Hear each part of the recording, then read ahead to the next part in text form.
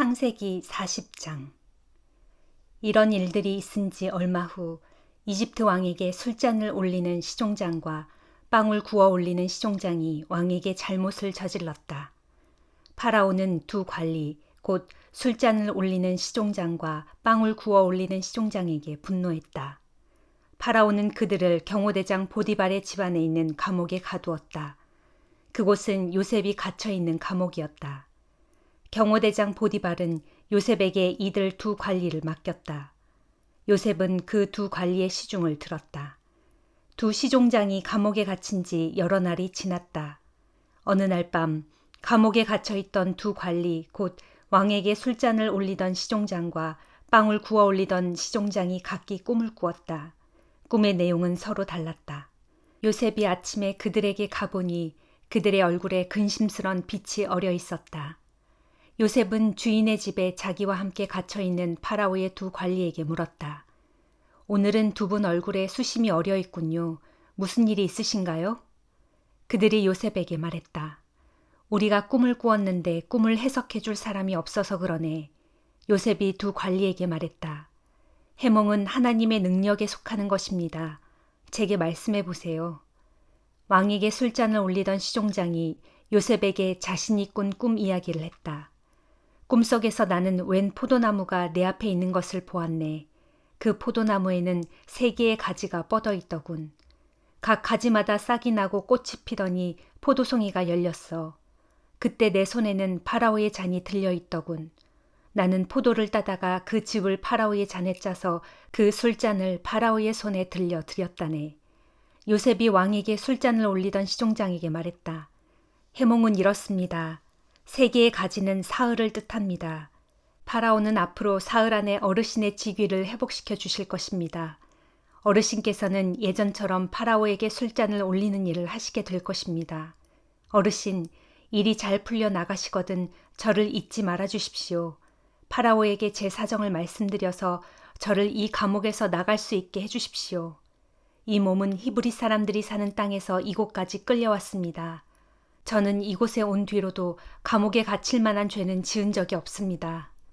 왕에게 술잔을 올리던 시종장에게 매우 좋은 해몽이 나오자 이번에는 왕에게 빵을 구워 올리던 시종장이 자기가 꾼 꿈을 요셉에게 이야기했다.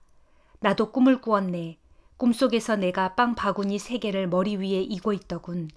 맨 위에 있는 바구니에는 파라오에게 드릴 갖가지 빵이 담겨 있었는데 새들이 날아와 그 바구니 속의 음식을 먹어버렸네. 요셉이 말했다. 해몽은 이렇습니다. 3개의 바구니는 사흘을 뜻합니다. 앞으로 사흘 안에 파라오는 어르신의 목을 치실 것입니다. 그런 후에 어르신의 시신을 나무에 매달 것인데 새들이 와서 그 시신을 쪼아 먹을 것입니다. 사흘이 지났다. 그날은 파라오의 생일이었다. 파라오는 모든 신하들을 위해 잔치를 베풀었다. 파라오는 신하들이 모두 모인 자리에 술잔을 올리던 시종장과 빵을 구워 올리던 시종장을 불러냈다. 파라오는 술잔을 올리던 시종장을 다시 복직시켰다. 그래서 그 시종장은 예전처럼 파라오에게 술잔을 올리는 일을 했다. 그러나 파라오는 빵을 구워 올리는 시종장은 나무에 매달아 처형하였다. 요셉이 해몽한 그대로였다. 하지만 술잔을 올리는 그 시종장은 요셉을 까맣게 잊고 지냈다. 마가복음 10장. 예수께서 그곳을 떠나 유대 지방의 남쪽을 거쳐 요단강 동편으로 가셨다. 여느 때처럼 수많은 사람들이 모여들자 예수께서는 예전처럼 그들을 가르치셨다. 그때 바리새파 사람들 몇 명이 와서 예수를 시험하려고 이렇게 물었다. 남편이 자기 아내를 버려도 괜찮습니까? 예수께서 대답하셨다. 모세는 당신들에게 뭐라고 가르쳤소? 그들이 대답했다. 이혼 증서를 써주면 아내를 버려도 좋다고 했습니다. 예수께서 말씀하셨다. 모세가 이런 율법을 만든 것은 당신들 마음이 본래 악하기 때문이요. 애당초 하나님께서는 천지 창조 때부터 사람을 남자와 여자로 만드셨소. 이런 이유로 남자는 부모를 떠나 자기 아내와 합하여 둘이 한 몸이 된다 하였소. 따라서 이제 그들은 둘이 아니라 한 몸이요. 그러므로 하나님께서 짝지어 주신 것을 사람이 갈라놓아서는 안 됩니다. 그 후 예수 일행이 다시 집으로 돌아왔을 때 제자들이 이 문제를 놓고 예수께 물었다. 예수께서 제자들에게 말씀하셨다. 누구든지 자기 아내를 버리고 다른 여자와 결혼하면 그는 자기 아내에게 간음죄를 짓는 것이다. 또 아내가 자기 남편을 버리고 다른 남자와 결혼하면 그 여자 역시 남편에게 간음죄를 짓는 것이다. 그때 사람들이 어린아이들을 예수께 데리고 와서 쓰다듬어 주시기를 바랐다. 그런데 제자들은 선생님을 괴롭히지 말라고 나무라면서 그들을 돌려보내려 하였다. 예수께서 이것을 보시고 크게 화를 내며 제자들에게 말씀하셨다. 어린아이들이 내게로 오는 것을 막지 말아라. 하나님의 나라는 이런 어린아이와 같은 자들의 것이다. 내가 분명히 말한다. 누구든지 어린아이와 같은 마음으로 하나님 나라를 받아들이지 않으면 결코 그곳에 들어가지 못할 것이다. 그리고 예수께서는 어린아이들을 품에 안으시고 그들의 머리 위에 손을 얹어 축복해 주셨다. 예수께서 길을 떠나려 하시는데 어떤 청년이 달려와 예수 앞에 무릎을 꿇으며 물었다. 선하신 선생님, 영원한 생명을 얻으려면 제가 어떻게 해야 합니까? 예수께서 그 청년에게 말씀하셨다. 어찌하여 나를 선하다고 하시오. 선하신 분은 오직 하나님 한 분뿐이요. 당신은 계명을 잘 알고 있지 않소. 하나님의 계명을 보면 살인하지 말라, 간음하지 말라, 도둑질하지 말라, 거짓 증언을 하지 말라, 속여 빼앗지 말라, 내 부모를 공경하라 하고 되어 있지 않소. 그 청년이 대답했다. 선생님, 저는 어릴 때부터 이 모든 계명들을 잘 지켜왔습니다. 그러자 예수께서 그 청년을 사랑스러운 눈으로 바라보시며 말씀하셨다. 그런데 당신에게 한 가지 부족한 것이 있소. 가서 당신이 가진 것을 다 팔아 가난한 사람들에게 나누어 주시오. 그리하면 하늘에서 보화를 얻게 될 것이요. 그런 다음에 다시 와서 나를 따르시오. 이 말씀을 듣자 그 청년은 침통한 표정을 짓더니 슬퍼하며 예수를 떠나갔다. 그 청년은 많은 재물을 가진 큰 부자였기 때문이었다. 예수께서 제자들을 둘러보시며 말씀하셨다. 부자가 하나님의 나라에 들어가기란 참으로 어려운 일이다. 이 말씀을 듣고 제자들이 크게 놀라며 의아해하자 예수께서 다시 제자들에게 말씀하셨다. 얘들아, 하나님의 나라에 들어가기가 얼마나 어려운지 모른다. 부자가 하나님의 나라에 들어가는 것보다 차라리 낙타가 바늘귀로 빠져나가는 것이 더 쉽다. 제자들은 더욱 놀라며 의아해했다. 그러면 선생님, 이 세상에서 구원받을 사람이 도대체 누가 있겠습니까? 예수께서 제자들을 유심히 바라보시다가 말씀하셨다. 사람의 힘으로는 절대 불가능하다. 그러나 하나님으로서는 모든 것이 가능하다. 그때 베드로가 예수께 말했다.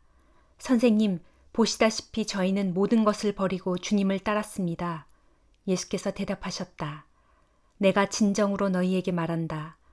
누구든지 나를 위하여 또 복음을 위하여 자기 집이나 형제나 자매나 어머니나 아버지나 자녀나 재산을 버린 사람은 지금 이 세상에서 핍박도 함께 받겠지만 자신이 버린 것들을 100배로 돌려받을 것이다. 그러나 무엇보다 장차 오는 세상에서는 영원한 생명을 얻게 될 것이다.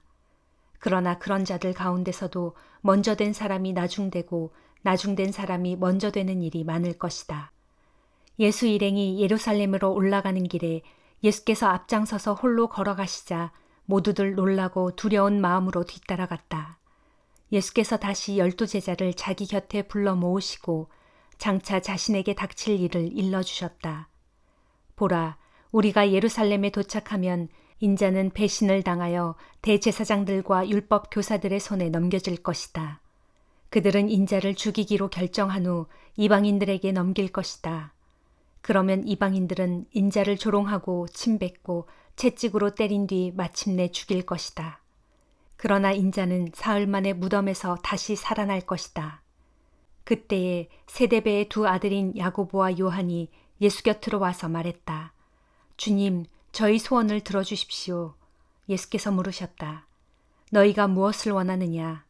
그들이 말하였다. 주께서 영광의 자리에 앉으실 때 저희 가운데 한 명은 주님의 오른편에 또 한 명은 주님의 왼편에 앉게 해주십시오. 예수께서 대답하셨다. 너희가 지금 내게 요청하는 것이 과연 무엇을 뜻하는 것인지나 알고 하는 말이냐? 너희는 내가 마셔야 할 쓴 잔을 마실 수 있느냐? 내가 받아야 할 고난의 세례를 받을 수 있느냐? 그들이 대답했다. 예, 저희는 할 수 있습니다. 그러자 예수께서 말씀하셨다. 그렇다. 너희는 내가 마시는 잔을 마시게 될 것이고 내가 받는 세례를 받게 될 것이다. 하지만 너희를 내 오른편이나 왼편에 앉게 할 권한은 내게 없다. 그 자리는 하나님께서 이미 정해놓으신 사람들에게 돌아갈 것이다. 다른 10 제자들이 이 일을 듣고 야고보와 요한에게 분노하자 예수께서 그들을 불러놓고 말씀하셨다.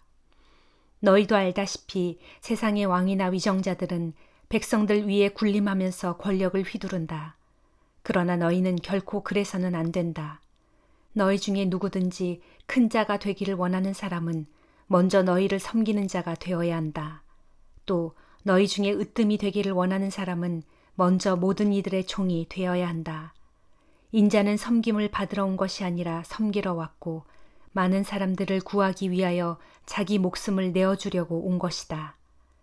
예수와 제자들이 여리고 성읍에 들렀다가 뒤따르는 많은 사람들과 함께 성읍을 떠날 때였다.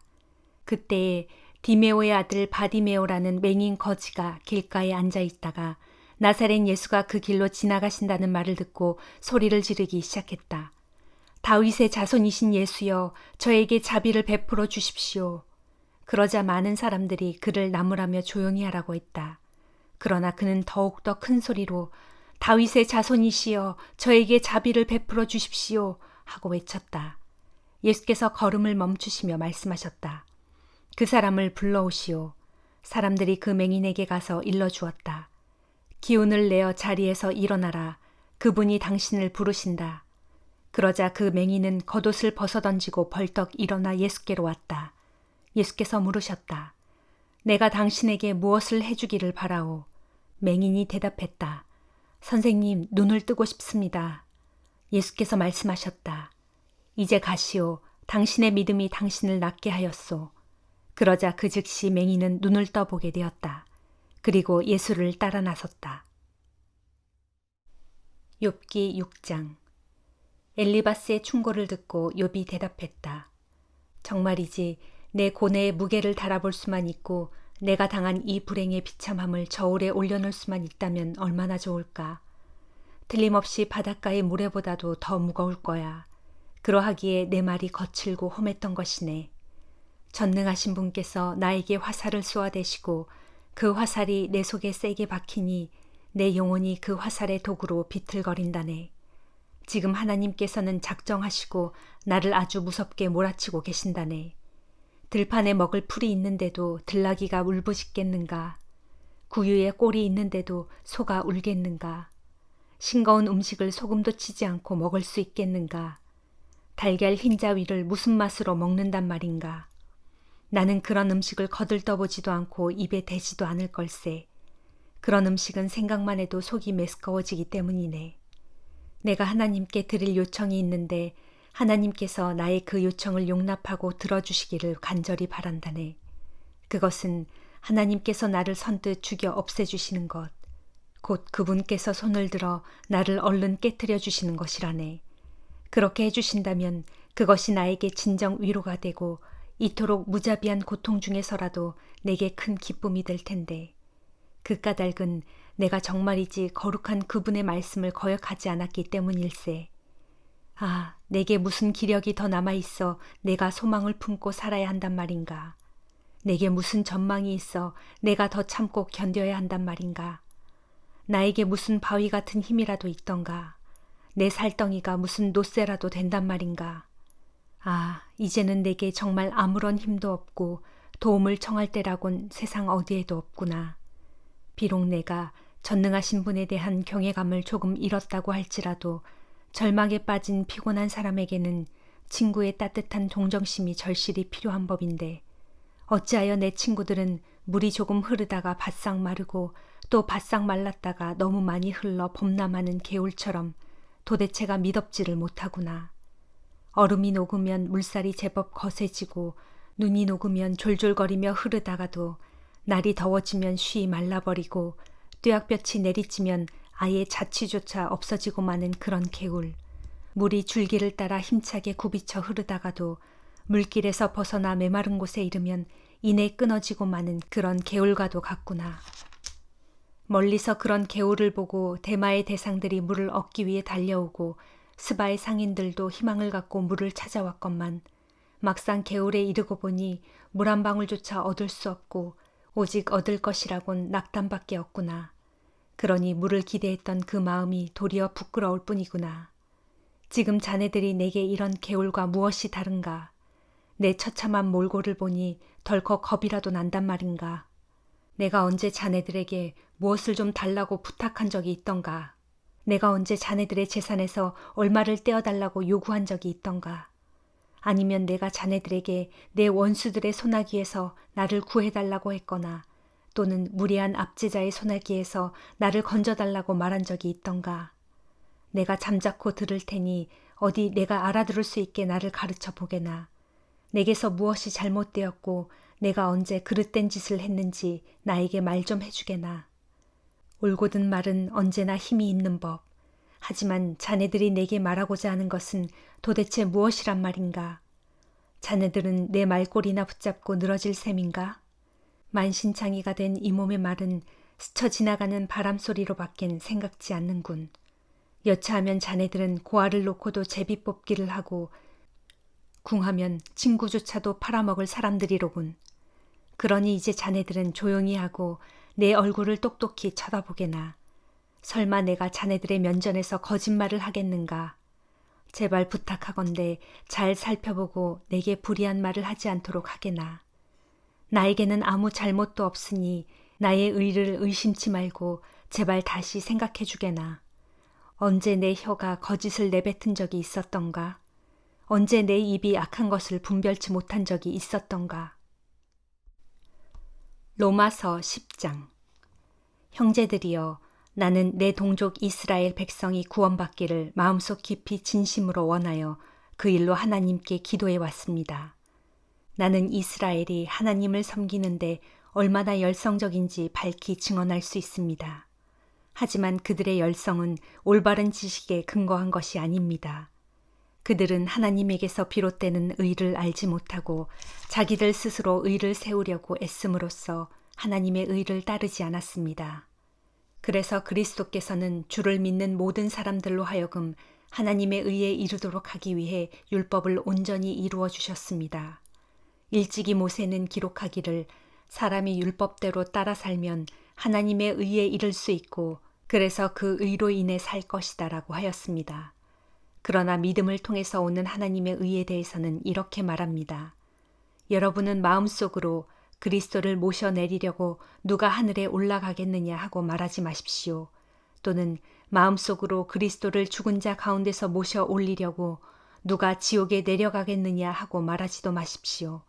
그렇다면 이 말은 무엇을 뜻합니까? 성경에 기록되기를 말씀은 너희 가까이에 있다. 너희의 입속에 있고 너희의 마음속에 있다라고 했습니다. 그렇습니다.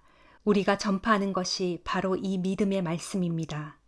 만일 여러분이 예수는 나의 주님이십니다 라고 입으로 고백하고 또한 하나님께서 예수를 죽은 자 가운데서 살리셨다라는 사실을 마음으로 믿으면 여러분은 구원을 받을 것입니다. 이처럼 사람이 마음으로 믿으면 하나님께 의롭다는 인정을 받게 되고 입으로 그 믿음을 고백하면 구원을 얻게 됩니다. 성경에 기록되기를 누구든지 그리스도를 믿는 사람은 결코 수치를 당하는 일이 없을 것이다 라고 했습니다. 이 점에서는 유대인이나 이방인이 아무런 차별이 없습니다. 똑같은 주님이 모두의 주님이시고 주님께서는 자신께 구하는 사람 누구에게나 풍성한 복을 내려주십니다. 실로 그러합니다. 누구든지 주님의 이름을 부르는 사람은 구원을 얻을 것입니다. 그런데 생각해 보십시오. 주님을 믿지 않는다면 그들이 어떻게 주님을 부를 수 있겠습니까? 또 주님의 이름을 한 번도 들어본 적이 없다면 어떻게 주님을 믿을 수 있겠습니까? 또 누군가 주님에 대해 전하는 사람이 없다면 그들이 어떻게 들을 수 있겠습니까? 또 보내시는 분이 없다면 누가 어떻게 가서 전할 수 있겠습니까? 이것은 성경에 기록된 대로 참으로 아름답구나 기쁜 소식을 전하는 자들의 발이여 한 것과 같습니다. 그러나 이스라엘 사람들 모두가 기쁜 소식을 받아들이는 것은 아닙니다. 그래서 예언자 이사야는 주님, 우리가 그들에게 전해준 말을 믿은 자가 과연 있었습니까? 하고 탄식했습니다. 그러므로 결국 믿음은 말씀을 듣는 데서부터 시작되고 또 듣는 것은 그리스도의 말씀에서 비롯됩니다. 그렇다면 내가 묻겠습니다. 유대인들은 과연 들은 적이 없습니까? 물론 다 들었습니다. 성경에도 그들의 소리가 온 땅에 전해지고 그들의 말이 세상 끝까지 이르렀다라고 되어 있습니다. 그러면 내가 다시 묻겠습니다. 유대인들은 말씀을 듣고서 그 말씀을 알아듣지 못했단 말입니까? 그렇지 않습니다. 사실 그들은 모세 때부터 말씀을 들어 알고 있었습니다. 그래서 하나님께서는 먼저 모세를 통하여 이렇게 말씀하셨습니다. 나도 내 백성이 아닌 족속을 사랑하여 너희로 질투하게 하고 또 내가 어리석은 민족으로 너희를 분노하게 하겠다. 또 예언자 이사야는 담대하게 외치기를 나는 나를 찾지 않던 사람들에게 알려질 것이고 나에게 도와달라고 청하지도 않은 사람들에게 나를 드러내 보여주겠다라고 했습니다. 또 이사야는 이스라엘에 대한 하나님의 심정을 전하면서 내가 복종하지 않고 거역하는 백성을 품으려고 하루 종일 내 팔을 벌렸다라고 했습니다. 아멘.